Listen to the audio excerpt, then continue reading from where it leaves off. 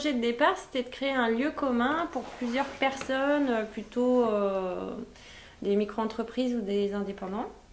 Voilà, et donc l'idée m'est venue il y a 2 ans.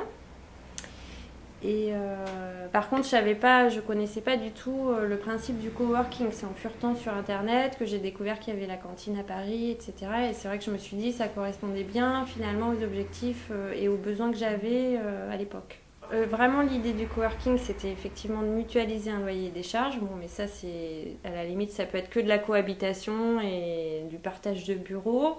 Ça va vraiment au-delà, en fait, de la simple mutualisation de moyens. On est vraiment sur un développement de réseau professionnel et personnel et aussi sur des échanges de compétences, des échanges de savoir. Et du coup, ça permet aussi de créer de nouveaux projets qu'on n'aurait pas pu réaliser si on n'avait pas été réunis dans un même endroit. Voilà, il y a vraiment l'idée de synergie et de développement.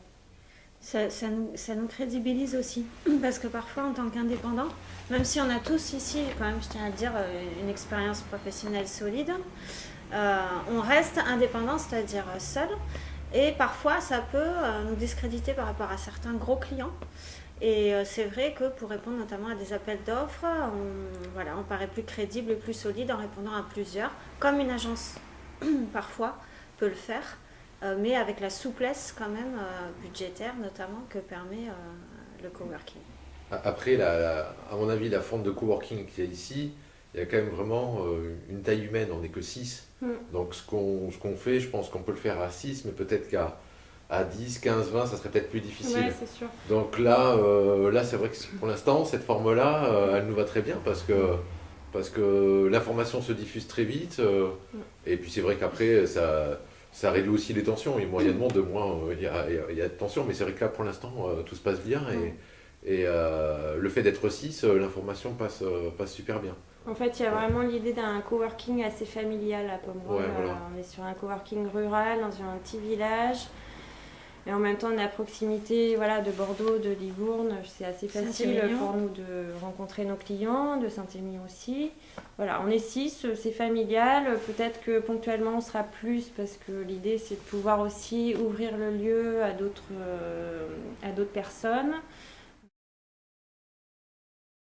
Les conseils, ce serait déjà quand même de maintenir dans des espaces qui sont déjà ouverts, de la concentration. Enfin, faut quand même que ça reste des espaces calmes et où on puisse vraiment travailler, parce que l'idée de départ, c'est quand même de travailler.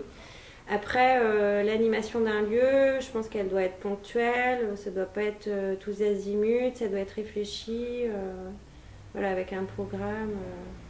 Nous, là, on n'a pas de salle ouverte où on peut accueillir du public. Sur des lieux un peu plus importants, ce sera le cas. Je pense qu'à mon avis, si ça devenait plus grand, donc automatiquement, ça va devenir un peu plus impersonnel, je pense, parce que plus c'est grand et moins c'est familial. Je crois que je t'en avais parlé déjà. Je pense qu'après, quand c'est une structure beaucoup plus importante, pour animer le lieu, ça passe certainement par, euh, par une personne quoi, qui est payée pour ça, quoi. Pour la gestion du lieu quand ça devient beaucoup plus important. Là, on est 6, c'est un petit lieu, on va dire qu'on est un peu bénévole, quoi. Mais comme partout, après, comme on est aussi quand même des indépendants, il faut qu'on puisse avoir la possibilité, la liberté de pouvoir à un moment donné s'isoler. C'est-à-dire qu'on n'a pas toujours envie forcément, c'est vrai, tout le temps, et puis les mêmes besoins non plus. Je veux dire, quand on reçoit des rendez-vous où on va parler d'argent, de négociation, de tarifs, de machin, etc. Il faut qu'on puisse avoir un conseil concret, c'est de prévoir une pièce, en fait, où on peut s'isoler avec nos clients. Parce que c'est comme partout, comme dans la vie de famille, etc. On a besoin d'avoir la liberté de choisir à un moment donné de partager ou pas.